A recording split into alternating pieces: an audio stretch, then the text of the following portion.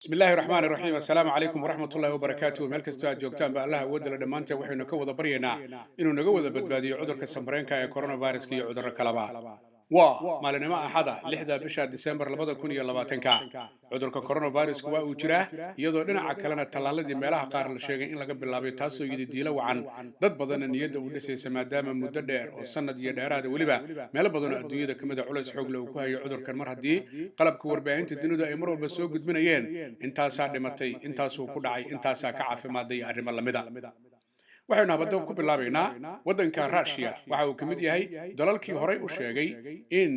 ay diyaariyeen talaalka cudurka coronavirus-ka oo waliba sharikada lagu magacaabo Sputnik V ay ka horeysay sharikadaha kale ee Pfizer iyo BioNTech Moderna iyo waliba AstraZeneca oo ay hore bila ka hor u sheegeen inay talaalka diyaariyeen marxaladihii kala duwanaa uu maray isla markaasina ay ku guuleysteen oo ay ku bilaabayaan shaqaalaha caafimaadka iyo dadka aadka u liita kadibna ay ku sii baahinayaan guud ahaan Russia arrintaas waxa horey u saluugay marka la fiiriyo saynis yahano iyo khubarada dunida oo sheegay in waqti gaaban Russia ay ku sheegtay inay diyaarisay talaalka oo ay uga digeen in markaasi ay dadka ku bilowdo laakiinse maamulayaasha caafimaadka iyo saynis yahanada Russia waxay shaaca ka qaadeen ugu dambeystii Sabtidii in ay diyaariyeen talaalkii oo waliba qaybihii ugu dambeeyay qaarkiis oo maraya laakiin intiisa badan la arkay 95% inuu wax tarayo waxaa la sheegay in lagu bilaabayo dhaqaatiirta iyo dadka kale sida aadka xaaladahooda aanay u wanaagsaneen cudurrada kala qaba iyo dadka kale ee waayeelka ah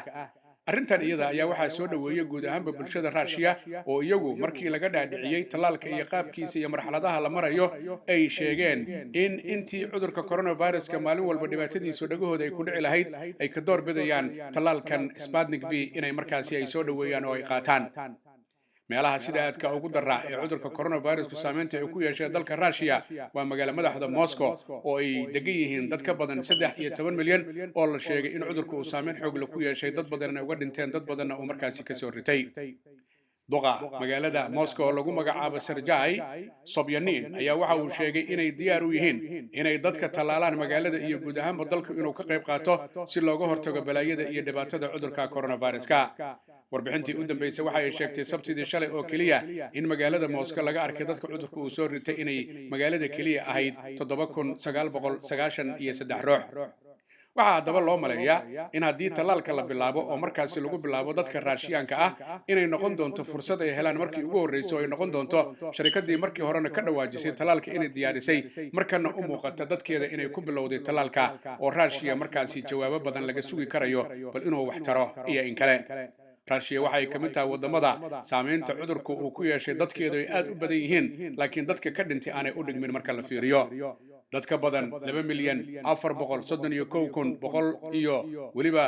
73 ruux ayaa la sheegay cudurka coronavirus-ka inuu saameyn ku yeeshay ama uu ku dhacay dalka Russia laakiin dadka cudurka Russia uga dhintay waxay yihiin 42,000 iyo waliba 468 marka haddaba la fiiriyo guud ahaanba adduunyadu xaalkeedu waa uu kala duwan yahay wadamada qaar waxaa ka soo baxaya nidaamyo cusub oo la doonayo dhibaatada iyo aafada dhaqaale ee uu geystay cudurka coronavirus-ka in markaasi xal loo helo laakiin UK marka la eego ayaa ragga iyagoo la taliyayaasha u ah qaybta dhinaca caafimaadka ee NHS waxay difaaceen iyo waliba saynis yahanadu arrinka ku saabsan in la arkay mararka qaar tijaabooyin la qaado dadka laga eegay in natiijadii ay noqotay mid aan sax ahayn oo qaldan haweeney lagu magacaabo Dr. Susan Hopkins oo iyadoo la taliye caafimaad ayaa waxa ay sheegtay in la dadaalayo oo la doonayo wax walba in la hubiyo way jirtaa waana dhici kartaa in qalad uu dhaco oo iyadoo la qaaday dadka laga qaaday lagana eegay test waxa loo yaqaano in natiijadii qalad loo sheegi karo ama qofku waa qaba ama ma qabo toddobaadkii hore ay ahayd markii dad badan loo sheegay inay cudurka qabaan walwal uu ku abuurmay kadibna markii mar labaad laga eegay ay noqotay inaanay cudurka qabin laakiin haweeneydan lagu magacaabo Susan Hopkins waxa ay sheegtay inay jiraan ilaa iyo 50% in jawaabaha la bixiyay ay ahaayeen kuwa khaldan taasoo markaa kalsoonida dadka ee dhibaato u keeni karta laakiin waxa ay tiri arrintaasi ma aha arrin laga harayo oo waxa la doonayaa khalad kasta oo jira waayarinimo ayaa laga dhaxlaa in markaasi waayarinimadaas la kaashado oo khaladkii mar dambe aan lagu laabanin si buuxda ayaa guud ahaanba UK meelo badan oo kamid ah waxa looga bilaabay tijaabooyin aad u badan iyo waliba eegis la eegayo dadka cudurka inay qabaan hadiiba dadka cudurka ay qabaan hadii si qabina intaba la doonayo wixii laga arko calaamado iyo waxaan laga arkin markaasi in la eego si markaas loo hubiyo aqritaankii haweeneydaasi Dr. Susan Hopkins waxay sheegtay haddii dadka cudurka laga eegay qaarkood la yiraahdo ma qabtiin taa macnaheedu maaha inay halkaa ku haraan laakiin waa inay feejignaadaan oo ay isu diyaariyaan marar kale in markaa la eegi karayo in cudurkii mar kale uu soo laabtay oo aanu ku dhicin iyo inuu ku dhacay intaba taasoo ujeedku uu yahay feejignaan joogto ah UK waxay hore u bilowday oo lagu amaanay magaalada lagu magacaabo Liverpool iyo guud ahaanba gobolkaas in si buuxda dadka cudurka looga eegay dhammaantood taasoo ahayd fursad aad u wanaagsan oo dadka la siiyey meelo badan oo UK kamidana loo arkayo inay arrintaasi ka socoto taasoo weliba ra'iisul wasaare Boris Johnson uu amaanay oo ku tilmaamay inay tahay arrin quman oo wanaagsan in guud ahaanba la eego England ayaa waxaa la bilaabayay barnaamij degdeg ah oo ah ilaa iyo 1 milyan iyo ka badan in dadka laga eego gaar ahaan dadka guryaha waayeelka lagu hayo taasoo macnaheedu uu yahay in ay fuudeynayso marka la kala ogaado dadka qaba iyo dadka aan qabin inay sahlanaan karto arrinta ku saabsan booqashada dadkaas la soo booqan karo laakiin hadda aan la hubinin xaaladda mar haddaan tijaabo iyo eegis aan lagu samaynin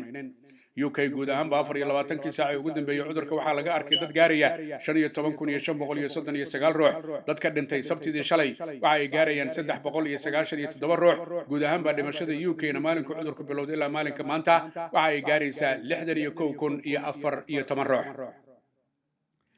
waddanka Argentina oo kamid ah wadamada ku yaala Latin America saameynta xoog leh cudurka coronavirus uu ku yeeshay kana mid ah dalalka dhowr iyo 10 ka ah dadku uga dhacay 1 milyan ay kor u dhaafeen ayaa waxa ay bilaabeen barnaamij cusub oo aan horey loo sheegin marka la fiiriyo dalalka kale adduunka ee dhaqaalahooda iyo dhibaatada cudurka coronavirus uu geystay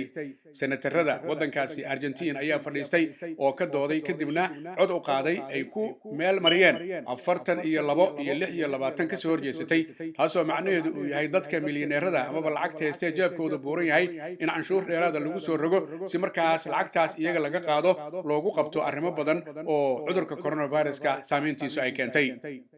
waxaa la yiri qof kasta oo Argentina oo hantidiisu ay ka badan tahay 12 milyan iyo 500 kun oo dollar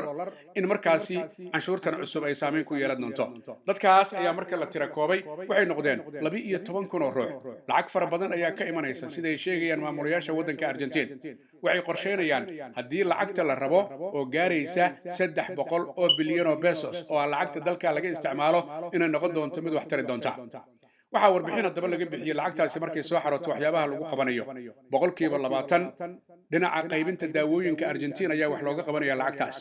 20% dhinaca kale ganacsiga dhexe ee jeebkiisu aanu buurayn aadna aanu u liidan ayaa lagu kaalmeynaya 20% lacagtaasi qayb kamid ah waxbarashada dhinaca ardada ayaa lagu kabaya 15% Argentina lacagtaas haday soo xarooto arrimaha bulshada ayaa lagu hormarinaya 25% waxaa loogu talagalay horumarinta iyo uga faa'iideysiga gaaska dabiiciga ee dalka Argentina madaxweynaha waddankaasi Argentina Alberto Fernandez ayaa waxa uu sheegay inay dadaal xoog leh u galayaan sidii loo kabi lahaa guud ahaanba dhaqaalaha dhibaatada cudurka uu keenana markaasi wax looga qaban lahaa iyadoo weliba dalka Argentina arrimahaas ay u dheer yihiin deymo badan oo dibadda looga leeyahay waddanka Argentina guud ahaanba dadka cudurka uu ku dhacay 1 milyan iyo bar ayay kor u dhaafeen iyadoo dadka cudurka Argentina uga dhintay waa coronavirus-keena ay madaxa la galeen 40 kun oo ruux marka daba la fiiriyo guud ahaanba adduunyadu dadaalo xoog leh ayay wadaa oo iminka hadallada ugu badan warbaahintu waxa ay tahay talaalada kala duwan iyo sida loo ogolaanayo iyadoo UK ay noqotay wadankii ugu horeeyay talaalka ogolaaday xagga Pfizer iyo BioNTech maalnimadii Arbacadii la soo dhaafay Khamiistiina lagu bilaabay in labada shirkadood ka keenaan wax soo saarkooda dhinaca Belgium ee qaaradda Yurub 800 oo kun oo doos ayay filaysaa ee dawladda UK marka ugu horeysa iyadoo guud ahaan ka dalbatay meelo kala duwan ilaa iyo 100 milyan oo doos waxay ka dalbatay Oxford iyo waliba AstraZeneca oo dhawaan la filayo in qalinka lagu duugo dhinaca Pfizer iyo BioNTech UK waxay ka dalbatay 40 milyan oo doos oo loogu talagalay qofkiiba 2 doos taasoo ka dhigan 20 milyan oo UK inay labadaas shirkadood ay markaasi talaalka heli doonaan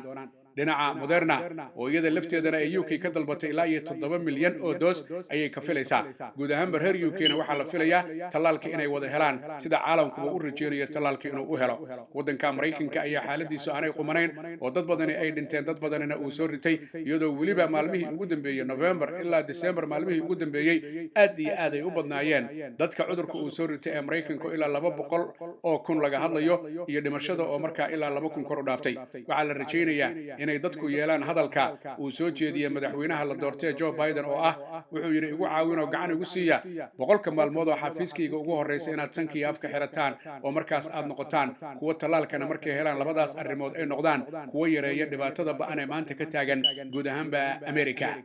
Amerika dadka cudurku uu ku dhacay ilaa iyo 14 milyan iyo 600 kun ay kor u dhaafeen 280 kun kor u dhaafeen dadka guud ahaanba wadanka Mareykanka cudurka coronavirus-ka uga dhintay dadaalada xoog leh dunida ay wado iyo rajada talaalada ayaa iminka lagu nool yahay balse waxa la eegayaa xilliyada soo socda iyo xaalku sida uu yahay iyo talaaladu marka ay bilowdaan bal inay wax taraan iyo in kale marka daba aynu fiirino fariintan iyada ee maalinlaha ay cudurka coronavirus-ka waxa fududeeya sharikada dhinaca qaadista alaabooyinka xagga UK laga qaadayo lana keenayo xagga Soomaaliya guud ahaanba la geenayo lagana keenayo waa sharikada lagu magacaabo Parcel Host oo fadhigeedu yahay UK xafiiskeeda weynina uu ku yaalo bariga magaalada London 473 High Road Leyton halkaas oo uu diyaar ku yahay ganacsade Axmar Barqadle iyo waliba iyadoo halkaas laga heli karayo oo kale DHL-ka guud ahaanba adduunyada oo dhan laysaga daabulo alaabooyinka hadda diraysidii hadii lagu keenayo intaba ganacsade Axmad Barqadle waxa kale oo bulshada u haya guud ahaanba telefoonada noocyada kala duwan ee kuwa ugu dambeeyay iyo cunooyinka kala duwan waxaana laga xiriiri karaa telefoonka eber 7949512877 dadka Soomaaliyeed meel kasta ay joogaan badhib iyo dheef waxay la wadaagaan dadweynaha dunida waxaana laga rabaa inay islaaliyaan ay feejignaadaan baryada ay badiyaan nadaafadana ay ku dadaalaan inay dhageystaan awaamirta ka imanaysa maamulayaasha dalalka ay joogaan iyagoo aan iloobi in halku dhigi ahaa walaalle ha ii soo dhawaan yaana ku soo dhawaan yaana isu soo dhawaan aan kala fogaano baryada aan badina nadaafadana aan ku dadaalno